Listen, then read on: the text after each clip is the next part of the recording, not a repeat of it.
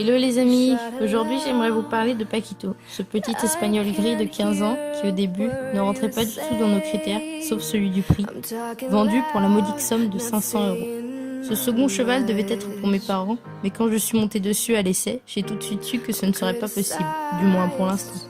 C'était un cheval avec des allures beaucoup trop précipitées et qui n'avait vraiment pas le niveau pour des galops 1.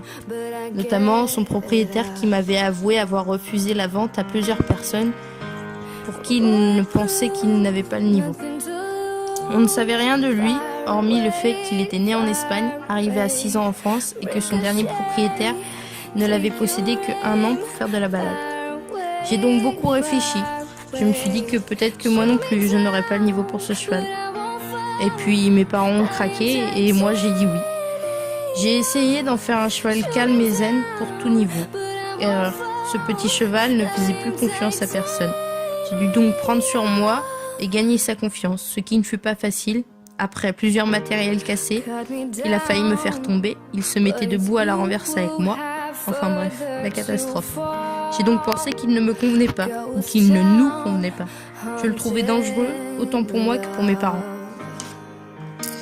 Quelle erreur j'aurais fait de le vendre, ce petit cheval qui aujourd'hui a fait d'énormes progrès et me rend fier du temps passé à ses côtés. Il ne pourra peut-être pas être monté par tout le monde. Pour l'instant, c'est un cheval fragile avec qui il faut avoir délicatesse, rigueur et patience. Mais à quoi pouvais-je m'attendre avec un cheval de 15 ans?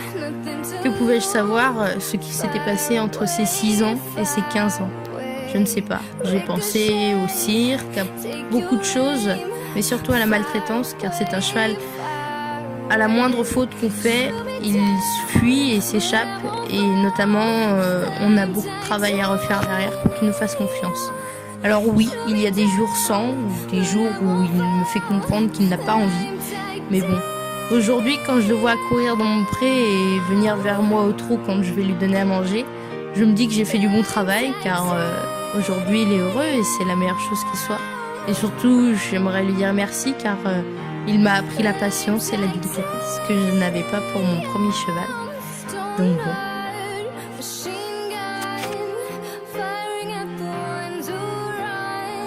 Enfin bref, ce petit cheval n'était pas facile au début.